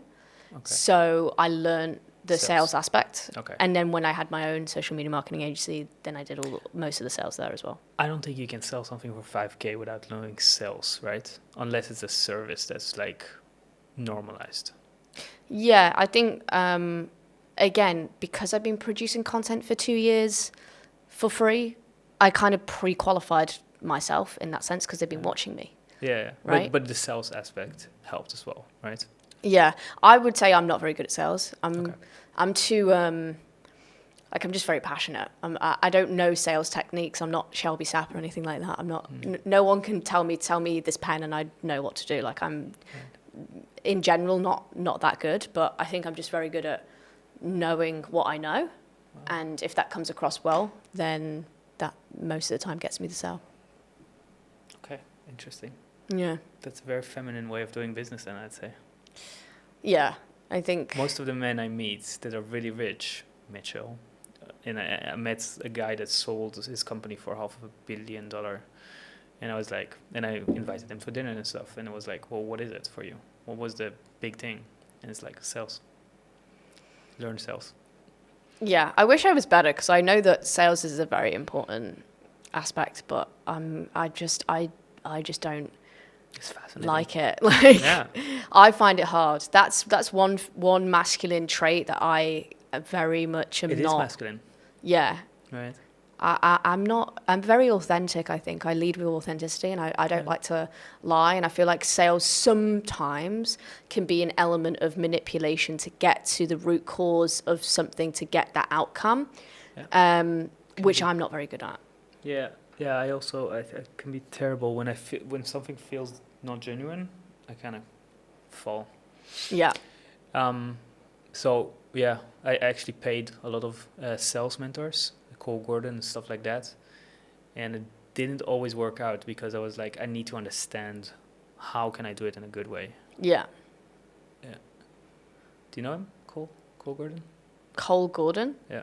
He makes 7 million a month. 7 million a month? Mm-hmm. That's insane. What the hell? That's a lot. That is a lot. One of the best coaches, one of the biggest coaches. So what, like, I mean, you scale a business without knowing sales. That's a first for me. And that's a whole limiting belief that I just, yeah. I had help though. Yeah, you know? so that's exactly my question. Yeah, I've got a business partner, Caleb. He's really great. He did the sales side. He's like very chatty, Australian, and yeah, he's amazing at the sales side. So he's kind of like the back end operations, and he helped me scale the sales side. You know, I'm good at what I'm good at. I'm good at coaching. I'm good at educating. He's good at selling. That's the dream team. Is he a player? Yeah, for sure. Because it's really hard to find an A-player salesperson because they have so much options when you are like still small. Yeah, I think we just made a really good team. Like I've known him for a few years prior to that, and he's always been in sales or BD. So yeah, I just knew that he was like the right fit, and he knew the space very, very well, which is another thing. He was in crypto. So he came to you? Yeah, we came together as a team. So. But he came to you with a proposal of like, hey, maybe I can help you with sales. Yeah, he did. It wasn't originally for sales. Was that the biggest unlock for you? What, partnering with Caleb? Partnering with a good salesperson. Yeah, I would say so. Yeah. Yeah. That's what like. Yeah, because you can't do everything as one person. Like it's extremely hard. I do. Yeah, I know you're like the AI king, and I get that. But 4 years ago, when AI wasn't, you know, when ChatGPT was literally just a chat app, and you know couldn't vibe code, couldn't do anything, it was very hard. It's hard to scale with just one person. Yeah. I think now there's definitely more opportunities to scale as a one person. I think you still need human coaches and human salespeople. Yeah, I agree. I don't agree. think you can replace that yet. Or no. Also, maybe in the future. Yeah. Got to build characters with AI. Yeah. Yeah. Yeah. How do you do all your stuff with AI? I'm like that really boggles my brain. I had a podcast here not so long ago with another guy. He made lunches, and he sold $25 million with AI chatbots in real estate. What? Yeah, and I learned from I also have a lot of friends who are really, really smart with AI, and a lot of entrepreneurs who are really smart with sales or with the whole systems and funnels. The biggest takeaway that I took was that AI is not random enough. Like people can understand it's AI because it's not random. So you want to make it as random as possible. Okay. So for example, I have AI in my DMs, and people really think that they talk to me, and it's so good. What do you do that on? Is it on Claude? Yeah. And Claude, I use a lot of tools, but Claude, and then I have GetRevio, which is kind of like ManyChats, or it's an in-between app. What's it called? GetRevio. GetRevio. Yeah. Okay. Revio. It's by Dan Martel. Oh, Dan Martel. Yeah. Yeah. So anyway, that chats with people as well, but you really need to master the prompt. Like it's so important because AI will be AI, and so the things you want to do is, for example, you don't want to message every time at the same time because people are really good at pattern recognition, right? So if it's like, oh, every time you text me within 5 minutes or within 10 seconds, it's like, oh, this is AI. But if they're like, okay, one time he responds a day later or an hour later, one time he responds at the moment. Yeah. And then with the content side, like, because you get AI to edit your videos, right? Yeah. But how do you do that in the way that it like cuts it at the exact right moment, or you get the correct clips? Because the thing with my content is I'm very particular with how I... do you still post? Me? Yeah. You post every day? Yeah. Okay. So I do specific videos for me. You don't have a manager? I do. I've got like a full team. I've got editors and I've got a content manager. Yeah. Why doesn't she post? So they do. They publish probably like 70, maybe a bit less than that. Like 50% of the content is created, edited and published by them. And then the other 50% is me doing like POVs, because it takes me, you know, a couple minutes, shoot the video, edit it myself, post it. It's just easier and it's faster and it's more efficient. Because I'm just very, very good and efficient at that specifically. But it's more like editing, you know, like podcast clips or, you know, other clips. Like how... AI is going to edit this. Yeah, but like... How? Okay, so, well, where do I start? Claude Code. Do you know how to use it? Yeah, I use Claude, yeah. Claude Code. Oh, Claude Code? No, Yes. I've never used that. Claude Cowork? No. Okay, well, we're talking about completely different things. Okay. You're talking to a ChatGPT AI chatbot, Yeah. right? It doesn't do anything for you other than research and think. That's the two agent modes. In Cloud Code or Cloud Cowork, it goes and does things for you. It can literally control your browser. So it takes over your browser and you see it like with things, and it moves your mouse and it does stuff for you. Okay. It's just very inefficient, very slow. And you're just looking at it like, come on, click there. And 10 seconds later, it clicks. So that's in general. But when you connect it to APIs, or APIs is basically when it can connect to different software through AI language, I guess. Okay.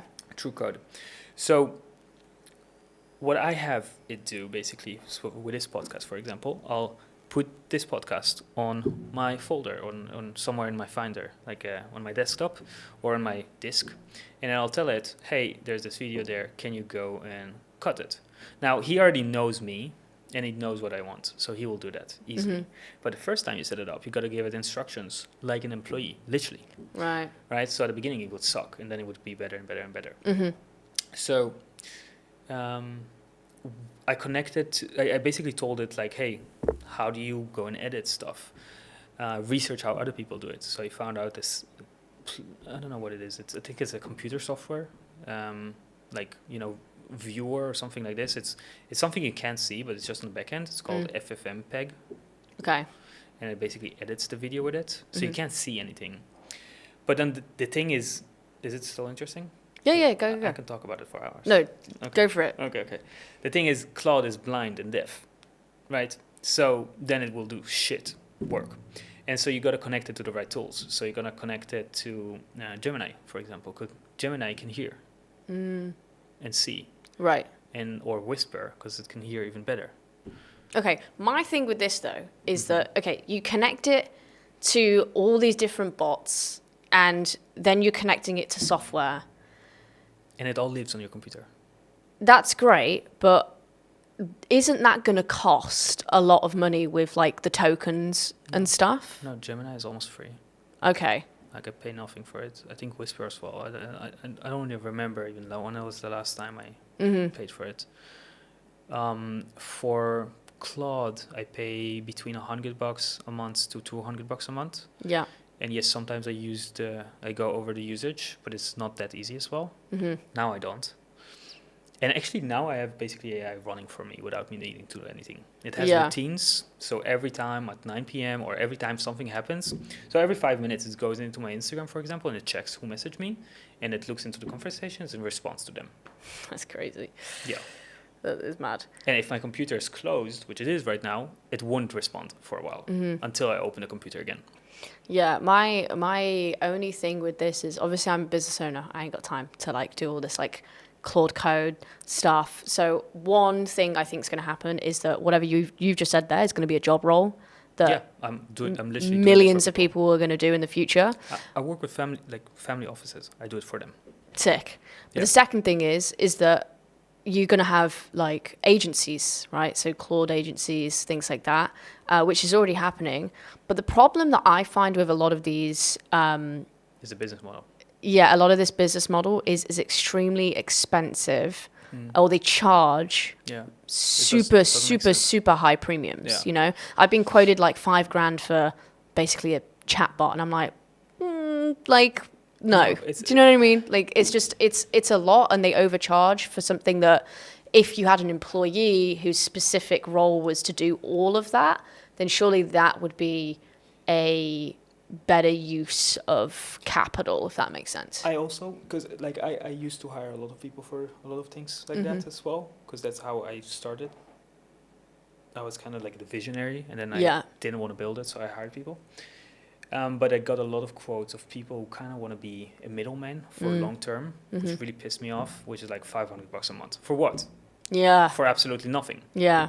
That's why I'm a big believer in just teaching. Like, I know you're busy and I work with people like you, but you got to understand it. Yeah. If you don't understand it, you just pay those scam stuff. I agree. And then there's like management fees for like Nothing. these you know, Claude bots that also don't need a management fee. Like, I just find makes no sense. this industry at the moment is, again, kind of a little bit Wild West. And there's going to get to a point where I think a lot of people need to either reduce their rates, or a lot of people are going to bring it in-house, internal.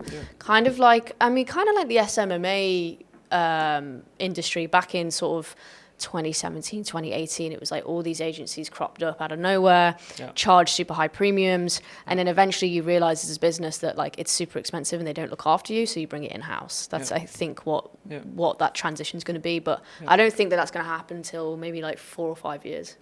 Well, there's a lot of demand, and also it gets a lot of results, and it's really good. And you know, it's like there's two ways: or you go and hire DM setters, or hire people to video editors and all those things. You got to manage them, which I did, nightmare.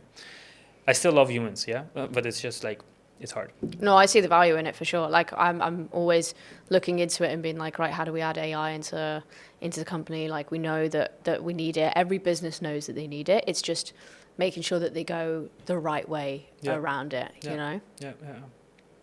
Which you're the best person to come to for that, so follow Sam.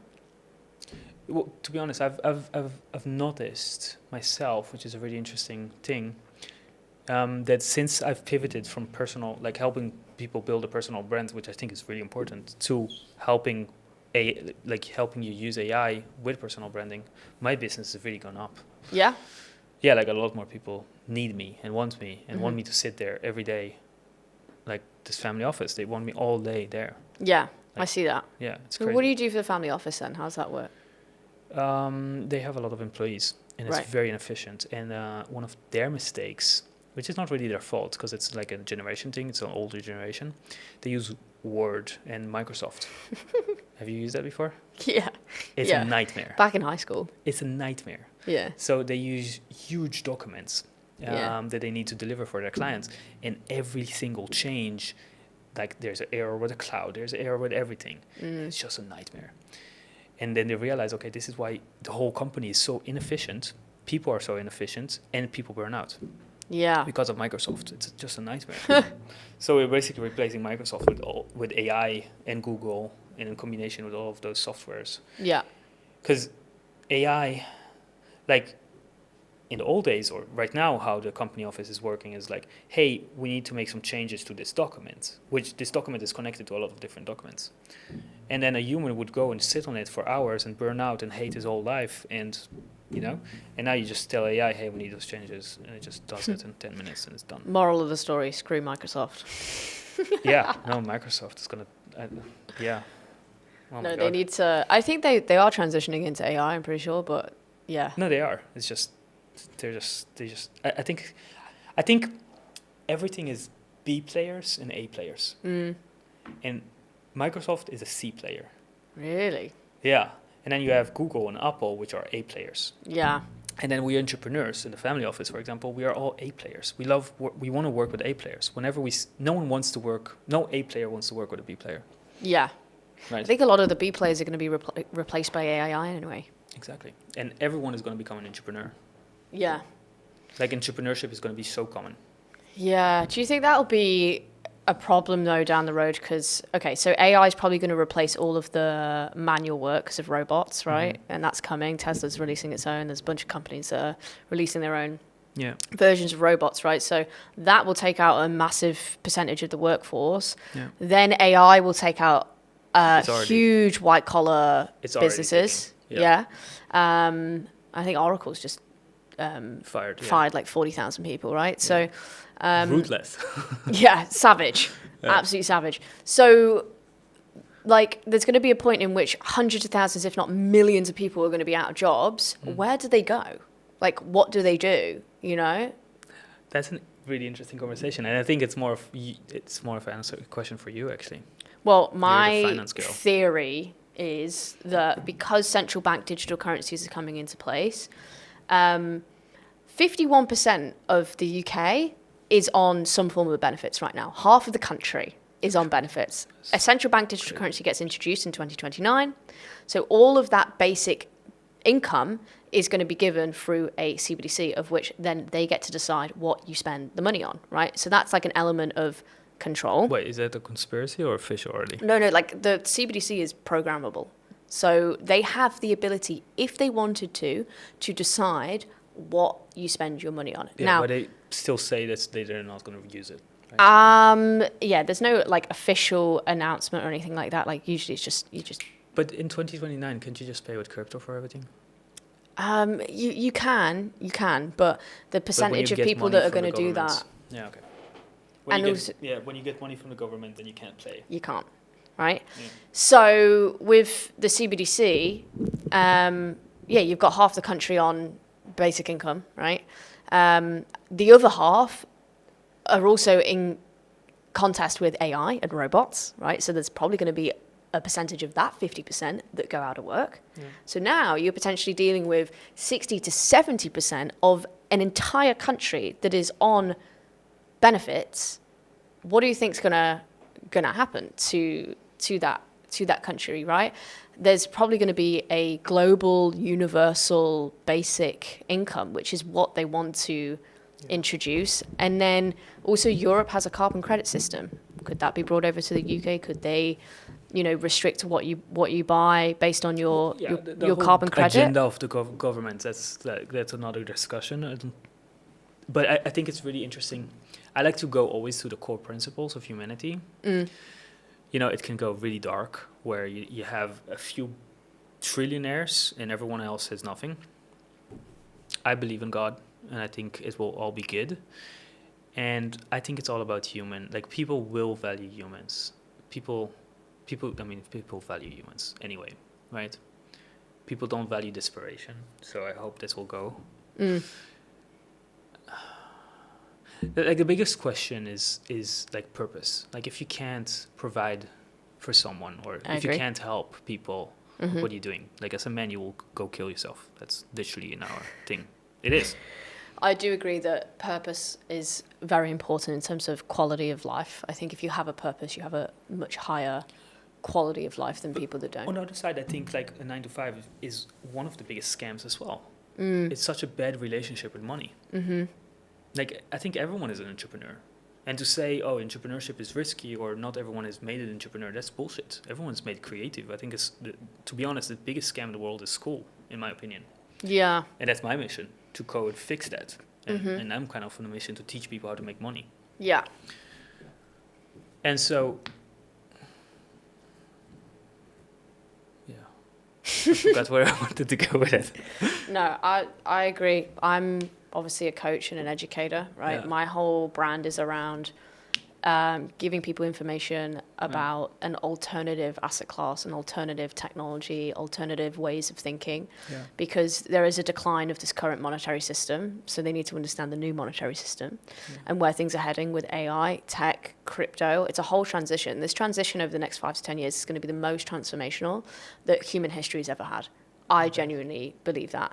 So it's just preparing for all scenarios. So understanding, yes, the dark side of things, but also, okay, how do we make this a positive? It was the same thing with COVID in 2020. Everyone thought that it was the end of the world, right? Literally millions of people were like, this is the end. And from that, COVID ended up being some of the most transformational times for millions of people around the world. It's been a good time, right? For some people, yeah. So yes, this period of time is very uncertain. It's very scary. There's going to be huge transitions in the workplace, in the monetary system, everything. I think it's good. Like, get out of the 9-to-5 and find how you can help your neighbor. I think it's a beautiful thing. Like, go clean his lawn or go take care of his grandma. It's beautiful, right? Yeah, definitely. I think there's always going to be new opportunities, and I think there's going to be a lot of new jobs that don't exist now, that will exist in the next 5 to 10 years. Kind of like the internet game, when all the typewriters and things, and we had that transition into the internet boom, or computation. that changed the world. So the thing is, I think like governments are so corrupt in some ways that they kind of make you think that you need a job. Like the educational system makes you think that you need to have a normal job, and then the whole financial system also is like, oh, if you are not registered somewhere as a solopreneur, like we'll fuck you over, right? And no one knows how to do all these complicated things like sending invoice, tracking all your things, and that's what people gave up. Yeah. Like literally because of the finance stuff, this is what people give up. They don't make it easy. They also make the tax system extremely difficult for no reason. Yeah. Same with crypto. You know how they have a lot of jargon, a lot of language, a lot of things that, you know, don't make any sense. Like, oh, what's the difference between, you know... So I think all this corruption will go away. So that's the good thing. And because of that, people will open up to, oh, I can make money just from my neighbor. I can ask, like I told my neighbors, like where my mom lives, we have all those cute kids, and I'm like, hey, can you come every day and sell me something, please? I want to buy stuff because I have nothing to buy there. They live in a small village, and there's these cute girls. They want to sell cookies and stuff like that. I'm like, I'll buy whatever you want, lemonade, whatever you make. Just come to my house and sell it to me. I miss restaurants. Yeah, it's a beautiful world. That's cute. Yeah, that is cute. Yeah, help your neighbors is the moral of the story. Yeah, help your neighbors live in. Yeah, and then we can talk about the smart cities and things, right? Yeah, there's an epidemic of loneliness as well. There's a whole thing of like missing connections with people. I think Bali's actually very good with connections, and I think it's very easy to make connections. But in general, in like big cities or, you know, in Western countries, it can be hard, and there's an epidemic of loneliness. So I think it's important that It's still lonely in Bali. It can be. Like, people come and go and they leave. Yeah. Like, you got to be... I learned to be really good at meeting new people. Yeah. I think there's a skill for meeting new people, but I do think there's still an epidemic of loneliness all over the world in reality. But one of the things that I think that it's going to be a really good business opportunity is building events or businesses around connection. Yeah. Because, again, that is what people are looking for right now. They're looking for that connection with people. Like, I think there's going to be things like paying to meet up for someone for a walk, which sounds insane. Like in Japan, right? But it happens, right? Rent a girlfriend. You rent a girlfriend in Japan. Yeah, it's a thing. Haven't you heard? You can rent a girlfriend. Like, no. Literally, it's serious. I know that there's one where people pay to be hugged. To be hugged, yeah. Or like the big spoon and the little spoon kind of thing. Yeah, that's definitely wild. But that's the way that the world's going because of the digital age and the fact that we're brought up with. I think the generation below me, because I'm Gen Z, is like the iPad kids. They're going to have a real hard time because they've been brought up with the internet. They don't know how to communicate. They don't know how to have deep, meaningful connections because everything's over a screen and over a phone. Yeah. So when they get into adulthood, that's going to be a big opportunity to build businesses around events, around connection, around social interaction, because these generations are going to struggle with it. Well, I have something controversial to say about that. Go I for it. think one of the reasons social media blew up so much is because social media is more real than real life. Okay. How so? Your country is a great example. England. Everyone has a mask on. Good day, la la la la, right? It's all fake people. Okay. Okay, I'm a bit Dutch and rude, but it's a lot of fakeness. And then you go and open TikTok and you see a girl crying, right? Like, you wouldn't go on the street and see a girl crying or something really raw and real. And on TikTok you go and you saw something really real and raw and extreme. Yeah. I think there's two elements, right? I do agree. I think you can be very vulnerable on social media, and there's a lot of people. I think one of the girls comes to mind. More. Yeah, Madeline RG is a big TikToker, and she got famous just being herself, which was great, and that's super rare to see, and super authentic, and it works. I don't think it's that rare anymore. But there's also the other side. There are people that utilize social media, and it is fake.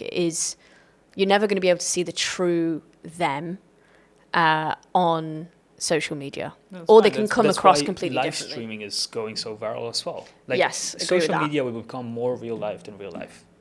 Okay, that's an interesting take. That is an interesting take. I don't know if I agree and disagree in certain elements, you know. I think someone who has, like for myself, who has a personal brand, I'm not saying that I'm not authentic, because I am authentic in my content, but, you know, you're never going to get the real me, if that makes sense, unless you're literally having like a one-on-one conversation with me, if that makes sense. Yeah, fair. Apart from this podcast. I think this podcast is a great way to see who you really are. Yeah. By the way, loneliness, how big of a thing is that in your life? It has its days. Like, in general, I'm very happy. I have a great inner circle. Like, I'm very, I just have a really good friendship group, and I don't feel lonely, like, very often. It just, maybe, like, once every, like, 3 months, I'll sit there and be like, oh, like, you know, maybe there's an element of loneliness here and there, but I feel like that's human. You know, everyone has an element of feeling out of place, or feeling lonely, or feeling, you know, not their true self in one way or another. But I have a very good support system, so I'm very helpful. Do you have brothers and sisters? I do. I've got a twin sister and an older brother. Older brother. Mm-hmm. And you have both parents with you? Mm-hmm. Yeah. You love all of them? Of course. Really? Yeah. It's not so, of course, is it? Yeah. Well, I do. I do. think they're great. Yeah. They're the best. Great. I think that's one of the biggest problems in Bali, is that I'm so far away. Like, I love them as well. Mm-hmm. And I think you're losing a little bit of purpose. Actually, I saw just a reel about it. When you move out of your tribe, you just lose the purpose of life a little bit, because like you're just a tourist here. Yeah, that was, I think, the most lonely time for me was when I'd moved away from home. And you as you grow as an entrepreneur, there's certain things that start to happen. One is you start to not relate with the friends that you have in your old hometown. Yeah. And then also you get to a point where you haven't found your new tribe yet. So you're very alone in that period of time where you're growing, you can't relate to your old friends, but you haven't found your new friends yet. Yeah. That, to me, was my most lonely period of time. When I first moved to Bali, so this would have been March of 2024, and I feel like I properly found my tribe probably towards the end of 2024. So it was like a good 6-month period of you know, trying to make new friends, trying to find that connection, trying to build relationships. And you know, sometimes it's hard. Sometimes you don't find your people straight away, and there's a period of time in which it is lonely. But eventually, you know, as long as you give that energy out, you will connect on a deeper level. And I'm super grateful that I found a lot of my inner circle at my gym. And that was kind of the social place that I really connected and found my tribe. Bali? You live in Bali? Am I leaving Bali? No, do you live in Bali? Because you said move to Bali. Oh, so I was in Australia for a bit. Oh, okay. Yeah, but I've been in Bali for 2 years now. On and off? Pretty consistent. Yeah, I go back to the UK to see family twice a year, but in general, I'm here all the time. And you're leaving Bali now, right? Yeah, I'm going to go see family. And then you're going to go back? Yeah, I'll be back probably end of summer. Okay, I didn't know you live I didn't know you officially live here, because I see you sometimes and then I don't see you for a really long time, and then Yeah, I just dot around, you know. Yeah. But yeah, Bali's my consistent base. Okay, didn't know that. Why? I just love it here. I just think it's very much my vibe. It's very not serious and very just. What do you mean by that? I just, you know, I feel like if you go somewhere like Dubai, it's very serious and it's very. I don't want to say fake, but everyone's got that hustle culture mentality. Don't worry, I work hard, right? But I just don't like the flamboyancy of all of that in Dubai. Like masks. Yeah, it's not for me. Pretending to be successful or pretending to be a good. Even if they are successful, it's it's a little bit too flamboyant for me. I don't care about the cars and the designer clothes. Like, it's just not me. Can you share a story? Because I don't really know. I don't know. Last Dubai time I was in Dubai, it was, I'd go to like a really nice restaurant and there would be great food, but you'd be spending $2,000 on a meal, and it's like, Literally $2,000. it's just ridiculous. As in, you go to a really nice restaurant here, better quality food, better quality service, and you're paying $100, right? It's like you can have an element of luxury here and pay not a lot of money for it. And also, I like the people here. They're more down to earth. They're less demanding, and I prefer wearing gym clothes and bikinis. That's me. I'm a gym girly, and I like getting a tan, right? That's for me. I'm not bothered about driving some supercars. I'm not bothered about spending $10,000 on some designer clothes. I'm not bothered about, paying $50,000 for a watch. Like, it's just not my vibe. Don't get me wrong. I have expensive tastes, and I like doing expensive things. Like what? I love a good tasting menu. Love to do like really Like cheese and stuff. No, not cheese. Like more like how do I explain it? Like those fancy stuff with this huge plates and a small thing. Exactly. Okay. That's a bit of me. Love that. I love trying exotic foods, like trying like new expensive kind of like that kind of vibe. And there's some really good ones in Bali. Amazing. And they're like maybe a couple $100 instead of a couple thousand, right? Okay. I love doing that. And also I love like staying at really nice hotels and nice villas and like, hanging with friends. But you can do that in Bali for not a lot of money, right? Yeah. You can just have the same experience that you get in Dubai, but for a tenth of the cost. And I just find that economically better. You lived in Dubai? No, I haven't lived in Dubai, but I've been to Dubai a bunch of times. Okay. And I just find it very expensive. But so's the Western world. Anywhere in the Western world is like super expensive. Yeah, but you don't have like Dubai. You really have probably the Dubai and Miami, right? Is the highest kind of status kind of thing. Yeah, I guess so. I think Dubai's very good with convenience, which I appreciate. I love convenience. That's just what I like about Bali. The convenience is like insane here. Bali, more than Dubai. No, Dubai has better convenience, I think. What? I mean, you don't even have to go to a petrol station. You can get the petrol station to come to you. Right. In Dubai, right? This is ridiculous. Like, it's the most insane thing. Almost, right? Order food and it comes within, 30 minutes. Groceries in Dubai. It's just a bunch of stuff that you can do. They have very good quality of service in Dubai, which I appreciate. Yesterday, I went on a date and I asked her on a scooter, "Have you been to Dubai?" And then she was like, "Oh, why are you asking this question?" I was like, I just remember I told like a few girls no because they were in Dubai or they said they were from Dubai. Oh, really? Yeah. Why? That's an ick. It's an ick if a girl's from Dubai? Yeah. Really? Yeah. Why? I'll tell you why. I can explain it with science. Okay. Of course. Because there's just too much, and I've spoken about it to so many male friends. It's not just me. So good that you're not from Dubai, by the way. But it's there's too much men and so little women and so much money there that it's like she was asking yesterday, like, oh, if I'm from Dubai, that will make me a prostitute. Then I just told her it's not black and white. Right. It's just like if you live in Dubai as a woman, you have so many options and so many men that would pay for anything that you just get used to this thing, and I just want no contact with it. I just want nothing to do with it. Okay, fair enough. Yeah. I didn't know the disparity between men and women in Dubai was so different. I mean, yeah. Maybe it's a cultural thing. So I remember it's just logical.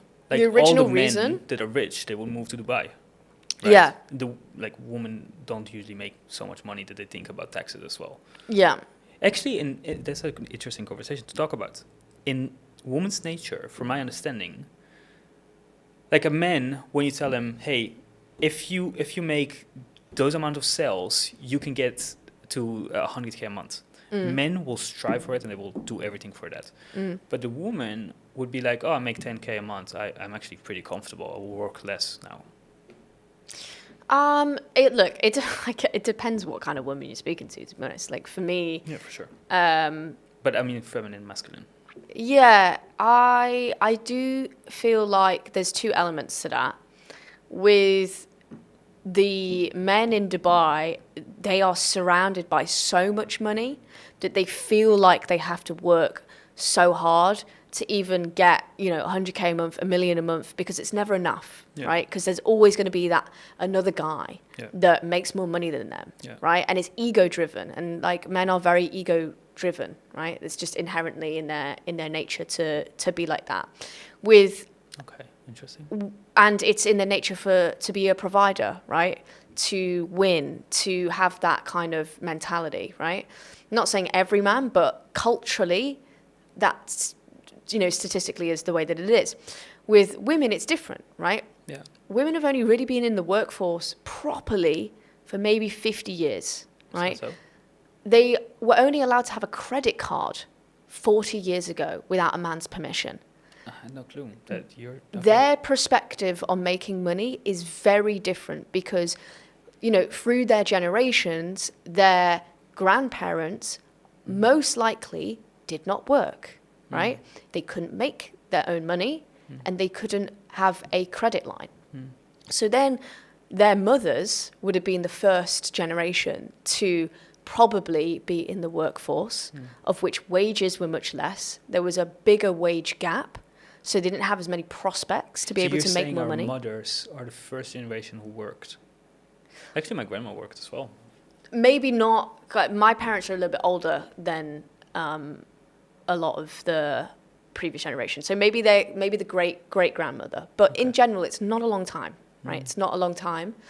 And for a woman, maybe making 10K a month is enough for them because they're like, this is more than, my mum, my grandparents, anyone was able to get. But then the other side of it is culturally, women get looked after and men are the providers, of which maybe they don't feel like they need to work as hard because they are being provided for by their other half.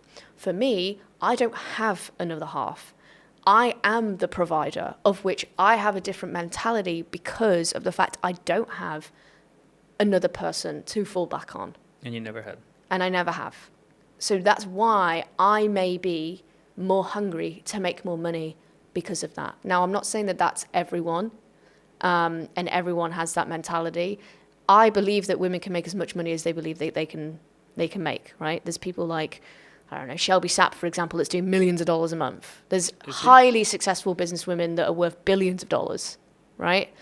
There is a way in which women can make a shitload of money, but there's also the other side of it where some women don't want to, and it's not in their nature to, and they would rather be looked after, and that's also fine. So you teach women how to make money, right? I teach people how to invest, yeah. Have you ever thought about teaching women how to make money as well? Look, if any woman comes to me and they're like, I want to make more money, then I'll always support them and like try and find holes in whatever they're doing and whatever their business is, or if they don't have a business, I'll always powwow with them and try and get them to a point where they want to, start making money. But it's on them. There's nothing that I can realistically say. What do you sell? What do I sell? Yeah. I mean, my I main... think that's the problem with your Instagram. I just have no clue what you sell. My main product is coaching, high-ticket coaching. For like one-on-one? I do have one-on-one packages, but it's high-ticket group coaching around how to invest in the markets. That's what I do. And then I'm just about to launch a brand new platform, which is super low ticket. We're talking like less than a Netflix subscription. And it takes them A to Z on, how to invest in the markets. So that's what I'm about to release. And it has... Which is like a course? There's a course in there. There's a portfolio tracker, so you can add all your portfolios. There's portfolio models, so you get different models depending on whether you're a low risk, medium risk, high risk investor, based on stocks, ETFs, cryptos. Is there group coaching or anything? No coaching. This is self-taught. Like a school community? No community. It's just a platform for them to be able to get access to the information. And the group coaching doesn't include, you don't have coaches working underneath you? We do. I've got 2 coaches. I've got. So they get, like the high ticket, they get one-on-ones as well? They can do. They've got 24/7 DM access to all of us, so they can message us at any time. But no calls where it's like, hold my hand? They get an onboarding call, so they get an onboarding call with me, and they also get an onboarding call with Noah, and we go over their investment strategy, their values-based investing framework. We go over all of that. That's nice. So people get to meet you. You get to meet all your clients. Yeah. I know my clients by name. Like I know. Really? How many clients do you have?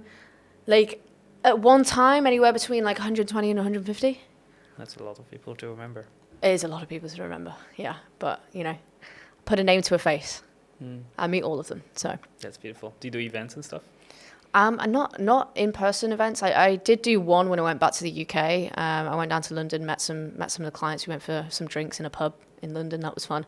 Yeah. But I haven't put on like official events. But I'm thinking probably at some point this year or next year we'll do a mastermind and we'll get a group together. It'll be fun. How many salespeople do you have? Just 2 right now.